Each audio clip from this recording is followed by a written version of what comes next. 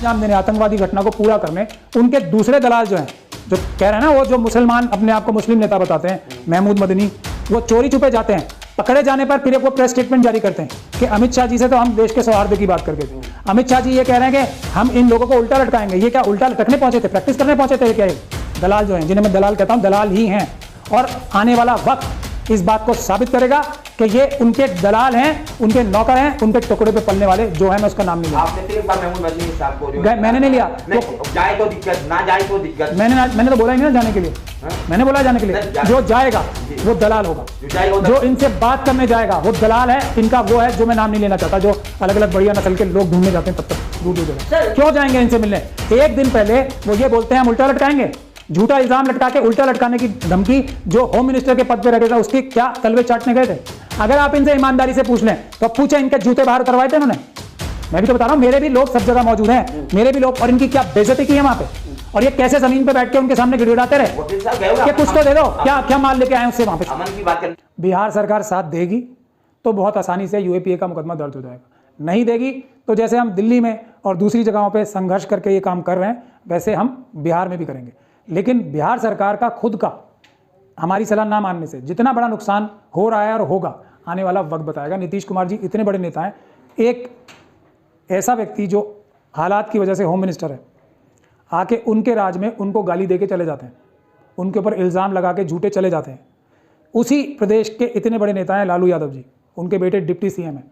इस प्रकार की वाहियात भाषा का प्रयोग करके होम मिनिस्टर साहब वहाँ से चले जाते हैं। ये सब एक साजिश का हिस्सा है। ये आतंकवाद की एक बहुत बड़ी घटना चल रही है जो पाकिस्तान और चाइना के साथ मिलके आरएसएस और उसके सहयोगी संगठन जो हैं, वो जो सब आतंकवादी घटनाओं में लिप्त हैं, आतंकवादी संगठन हैं, जो दिन रात इस काम पे लगे हुए हैं कि हिंदी भाषियों की लड़ाई तमिल भाषियों से कराई जाए, भाई को भाई से लड़ाई जाए, एक धर्म के मानने वालों से दूसरे धर्म के मानने वालों की लड़ाई कराए। पूरी सिख कम्युनिटी को आज जो खालिस्तानी बताया जा रहा है, जबकि खालिस्तान की बात करने वाले बहुत मुट्ठी भर लोग हैं जो ज़्यादातर आरएसएस के टच के लोग हैं। मैं इस बात के सबूत पेश कर सकता हूँ। होम मिनिस्टर कह रहे हैं कि सरकार बनाइए, हमारे उल्टा टांग देंगे इन लोगों को। मैं वही कह रहा हूँ ना, होम मिनिस्टर साहब हैं वो एचएम का मतलब हैंगमैन समझते हैं। उनको ये नहीं पता शायद कि एचएम का मतलब होम मिनिस्टर होता है, हैंगमैन नहीं। ये उनका काम उल्टा लटकाना या सीधा लटकाना उनका काम नहीं है। उल्टा लटकाने का कोई प्रावधान किसी कानून में मुझे दिखा दीजिए। ये है, हम इसी चीज़ की तरफ मैं इशारा कर रहा था। जो नीतीश कुमार जी के राज्य में ऐसी इलीगल असंवैधानिक बात करके, जो सच्चाई है उससे उल्टी बात करके चले जाते हैं, और उसके अगले 2-3 दिन बाद इस घटना को पूरा अंजाम देने, आतंकवादी घटना को पूरा करने उनके दूसरे दलाल जो हैं, जो कह रहे हैं ना, वो जो मुसलमान अपने आप को मुस्लिम नेता बताते हैं, महमूद मदनी, वो चोरी छुपे जाते हैं, पकड़े जाने पर फिर वो प्रेस स्टेटमेंट जारी करते हैं कि अमित शाह जी से तो हम देश के सौहार्द की बात करके थे। अमित शाह जी ये कह रहे हैं कि हम इन लोगों को उल्टा लटकाएंगे। ये क्या उल्टा लटकने पहुंचे थे, प्रैक्टिस करने पहुंचे थे? क्या ये दलाल जो हैं, जिन्हें मैं दलाल कहता हूं, दलाल ही हैं। और आने वाला वक्त इस बात को साबित करेगा कि ये उनके दलाल हैं, उनके नौकर हैं, उनके टुकड़े पे पलने वाले जो है, मैं उसका नाम नहीं लिया। आपने फिर एक बार महमूद मदनी साहब को मैंने नहीं लिया, जाए तो दिक्कत, ना जाए तो दिक्कत। मैंने तो बोला ही नहीं ना जाने के लिए। मैंने बोला जाने के लिए, जो जाएगा वो दलाल होगा, जो इनसे बात करने जाएगा वो दलाल है, इनका वो है जो मैं नाम नहीं लेना चाहता, जो अलग अलग बढ़िया नस्ल के लोग ढूंढने जाते हैं तब तक दूर दूर जगह। क्यों जाएंगे इनसे मिलने? एक दिन पहले वो ये बोलते हैं हम उल्टा लटकाएंगे, झूठा इल्जाम लटका के उल्टा लटकाने की धमकी जो होम मिनिस्टर के पद पे रखे थे उसके क्या तलवे चाटने गए थे? अगर आप इनसे ईमानदारी से पूछ लें तो पूछे इनके जूते बाहर उतरवाए थे इन्होंने? मैं भी तो बता रहा हूं, मेरे भी लोग सब जगह मौजूद हैं, मेरे भी लोग, और इनकी क्या बेइज्जती की है वहां पे, और ये कैसे जमीन पे बैठ के उनके सामने गिड़गिड़ाते रहे कि कुछ तो दे दो, क्या माल लेके आए उससे वहां पे, अमन की बात करने, क्या माल लेके आए हैं इसका हिसाब होना चाहिए, क्या इंस्ट्रक्शंस लेके आए फर्दर, इस पे बात होनी चाहिए। कौन सी इंस्ट्रक्शंस थी उल्टा लटकाने वाली जिसमें सहयोग करने के लिए ये आए हैं? जो मैं आपको बता रहा हूं, एक जलूस निकलता है किसी भी धार्मिक संप्रदाय का हो, उसमें जो जलूस में 90% लोग होते हैं, 99% लोग होते हैं, वो अपनी धार्मिक भावनाओं के लिए जा रहे होते हैं। जैसे रामनवमी का जलूस है, और ये एग्जाम्पल एक नहीं 10 दे दूंगा मैं, और आप सभी लोगों से कहता हूं कि खुद रिसर्च करें, आपको नजर आ जाएगा जो मैं बोल रहा हूं।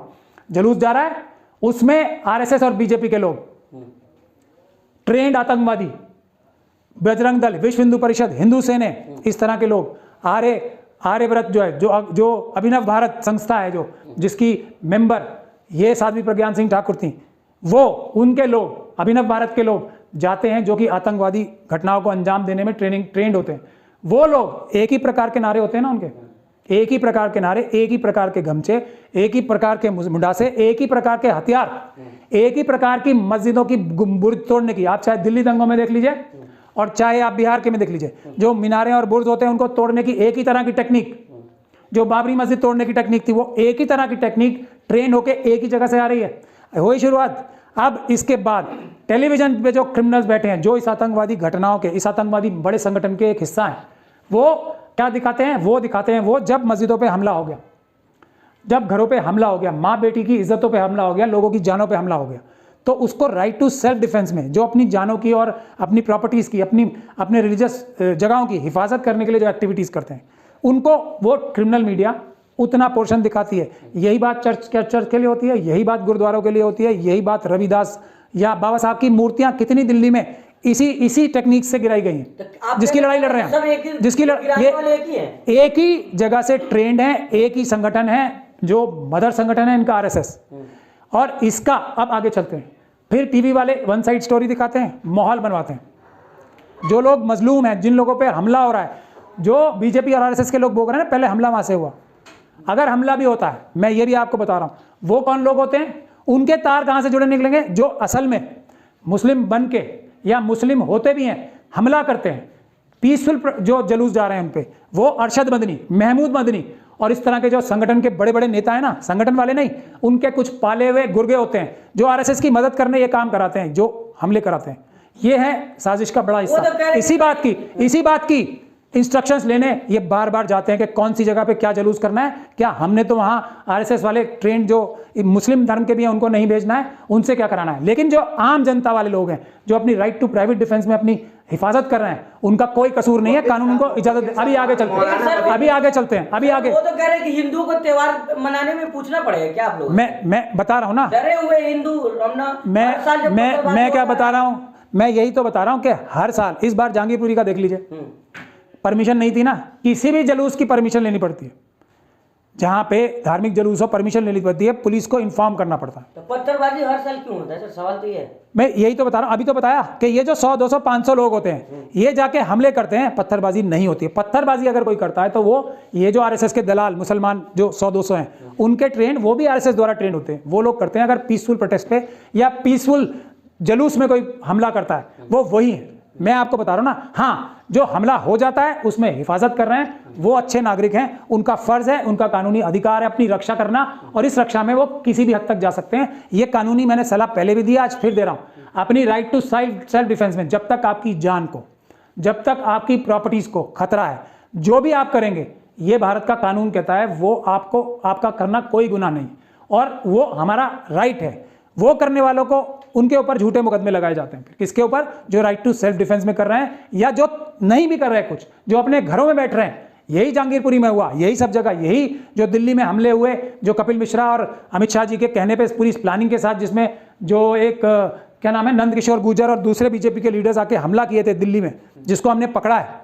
इसी वजह से तो मेरे ऑफिस में भी रेड हुई है कि हमने इनकी सच्चाई पकड़ ली है और उस पर हम कानूनी कार्रवाई कर रहे हैं। वही बिहार में भी वही हुआ है, हर जगह एक ही मॉडल है। इसीलिए मैं कह रहा हूं कि नीतीश कुमार जी के पास ये बहुत अच्छा मौका है, नहीं तो उनके खिलाफ जो माहौल बनाया जा रहा है झूठा, उसमें उनको बहुत बड़ा नुकसान होने वाला है, आरजेडी को और नीतीश कुमार जी। क्या चाह रहे हैं सर आपकी बिहार सरकार, क्या कुछ करना चाहिए? मैं कुछ नहीं चाह रहा हूं, मेरा चाहना सिर्फ एक है, भारत का संविधान और कानून सबके लिए बराबर है, सबको एक जैसी ट्रीटमेंट होनी चाहिए। इन लोगों ने आतंकवादी घटना की है और इनके खिलाफ आतंकवाद का मुकदमा दर्ज होना चाहिए। एक अच्छे ऑफिसर को और एक अच्छे पब्लिक प्रोसिक्यूटर को वहां पर बनाया जाना चाहिए, और इनको आतंकवाद में सजा मिलने से कोई नहीं बचा सकता। सिर्फ एक सरकार ऐसी है जो शायद मेरी सलाह सुन रही है देश में, डीएमके की सरकार है, उसने शुरुआत कर दी। मनीष कश्यप, जो कि फिर एक आतंकवादी है, इसी आतंकवादी घटना चक्र का एक हिस्सा है, कि जिसने बिहार के लोगों की, तमिलनाडु के लोगों से, तमिल भाषी लोगों की, जो हिंदी भाषी लोगों से लड़ाई कराने की इतनी बड़ी साजिश में शामिल था, उसके खिलाफ एनएसए लगाई है। वरना ये इन आतंकवादियों के खिलाफ बहुत ही हल्की धाराओं में जो ऑफिसर्स मुकदमे बनाते हैं, उनके भी तार 100% आरएसएस से जुड़े होते हैं। नीतीश कुमार जी को चेत जाना चाहिए, और तेजस्वी यादव जी को, वो तो इतने ओजस्वी बाप के बेटे हैं जिन्होंने ये जो देश के दुश्मन हैं उनको 12 साल तक के लिए रोक लगाई थी अडवाणी जी को अरेस्ट करके।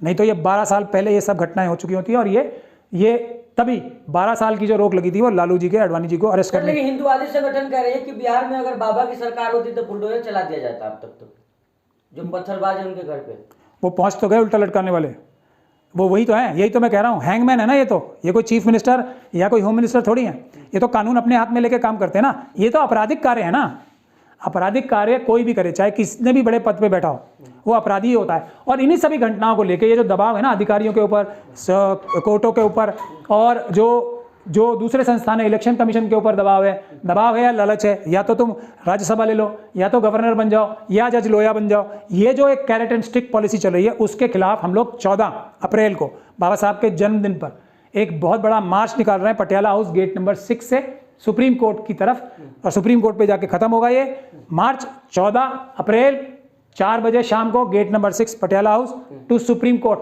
2 मांगों के साथ कि जुडिशरी पे हमले बंद हो, जुडिशरी के ऊपर दबाव बनाना खत्म हो, और एडवोकेट्स प्रोटेक्शन एक्ट लाया जाए, क्योंकि जजेस और वकील देश की न्यायिक व्यवस्था में सबसे महत्वपूर्ण कड़ी हैं। इन दोनों की हिफाजत करना देश की जनता की जिम्मेदारी है। 4 सुप्रीम कोर्ट के जजेस ने ये मांग भी की थी अब से 4 साल पहले, 5 साल पहले 2018 में, कि जनता आए, हम लोगों के ऊपर दबाव है और हमारे पक्ष में खड़ी हो। अब हम उस कॉल का जवाब दे रहे हैं, बाबा साहब के जन्मदिन पे जाएंगे और जजेस की इंडिपेंडेंस के साथ मजबूती से खड़े रहेंगे और दिखाएंगे कि पूरा देश जुडिशरी के साथ खड़ा है, इंडिपेंडेंट निष्पक्ष जुडिशरी के साथ खड़ा है, और वकीलों के लिए भी पूरी तरीके से सुरक्षा का एक कानून आना चाहिए पार्लियामेंट द्वारा, जो कि पूरे देश में वकीलों की भी सुरक्षा की जा सके एडवोकेट्स प्रोटेक्शन एक्ट की शक्ल में। आखिरी सवाल है सर, जिस तरह से कुरान जलाई गई, लगभग 4,000 से ज्यादा कुरान जलाई गई है, मदरसे जलाए गए हैं, कहा जा रहा है कि डेनमार्क में एक कुरान जलाने पे पूरे विश्व में हल्ला हो जाता है, यहाँ 4,000 जल जाता है, सब खामोश है। देखिए, चाहे चर्च जलाई जाए, चाहे कोई मंदिर जलाया जाए, चाहे कोई गुरुद्वारा जलाया जाए, चाहे कोई बुद्ध विहार जलाया जाए, चाहे बाबा साहब की मूर्ति तोड़ी जाए, चाहे कोई मस्जिद में अटैक हो, मदरसे में अटैक हो, उनके ऊपर आग लगाई जाए, बम फेंके जाएं, ये सब आतंकवादी घटनाएं हैं। आतंकवाद का मुकदमा दर्ज होना चाहिए, सबके साथ एक जैसा व्यवहार होना चाहिए, और कुछ नहीं चाहते हम और डिफरेंट ट्रीटमेंट रोकना चाहते हैं कि एक साध्वी प्रज्ञान सिंह ठाकुर के साथ एक तरह का बिहेवियर और किसी और के साथ दूसरी तरह का बिहेवियर, ये भारत के संविधान के खिलाफ है। सभी आतंकवादियों के खिलाफ, चाहे वो आरएसएस के हों, चाहे वो बजरंग दल के हों, चाहे वो विश्व हिंदू परिषद के हों, चाहे किसी भी दूसरे संगठन के हों, उनके साथ एक जैसा व्यवहार होना चाहिए। यही हमारी एक ही मांग। जैसा व्यवहार होना चाहिए। अभी जितने मंत्री है, जितने भी नेता है, सब इफ्तार पार्टी में बिजी है। अभी बिहार में इतने बड़े हादसा होने के बाद भी सब लोग इफ्तार पार्टी में मसरूफ है, और वहाँ कहे लग रहे हैं, हंस के बातें कर रहे हैं, यानी कि जितने वो घर उजड़ गया वो लोग हंस के बातें कर रहे हैं। ये हंसने का मौका मुझे बताएं। देखिए, देश की जनता को जागरूक होना पड़ेगा। देश की जनता को जो नौकर हैं हमारे, चाहे वो राजनेता हों, चाहे वो जो सरकारी अफसर हों, चाहे वो जजेस हों, चाहे वो प्रेस पत्रकार हों, इन सब की हिफाजत भी करनी चाहिए और इन सब की लगाम भी कस के रखनी चाहिए।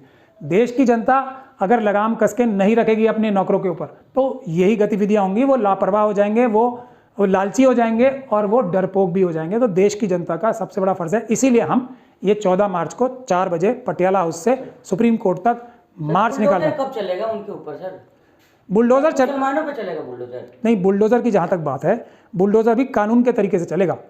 अगर हम लोगों की भी सरकार आएगी कल को, हम किसी के घर के ऊपर, चाहे वो कितना भी बड़ा आतंकवादी ना हो, उसके घर पे बुलडोजर चलाने की अगर कानून में कोई प्रक्रिया होगी तभी चलेगा। ये जो गुंडागर्दी है वो नहीं होगी। आपकी सरकार, आपने कहा कि हम लोगों की जब सरकार आएगी, अम्बेडकरवादियों की, जो मन से, दिल से भारत के संविधान में विश्वास रखते हैं, झूठ नहीं बोलते। अम्बेडकर साहब की फोटो झूठी नहीं लगाते हम लोगों को दिखाने के लिए, मन से उनके आदर्शों पे चलते हैं, संघर्ष कर रहे हैं जान हथेली पे लेके। हमारे ऑफिस में रेड होती है, हमें मारने की कोशिश होती है, मुझे मारने के लिए बड़े बड़े लोगों ने गुंडे और मवाली और इंटरनेशनल गैंगस्टर्स तक हायर कर रखे हैं, लेकिन हम बाबा साहब के आदर्शों से नहीं हट रहे। हम लोगों की सरकार का मतलब ये है जो ईमानदारी से भारत के संविधान की पालन करेंगे, बाबा साहब की आदर्शों पे पक्की तरीके से चलेंगे।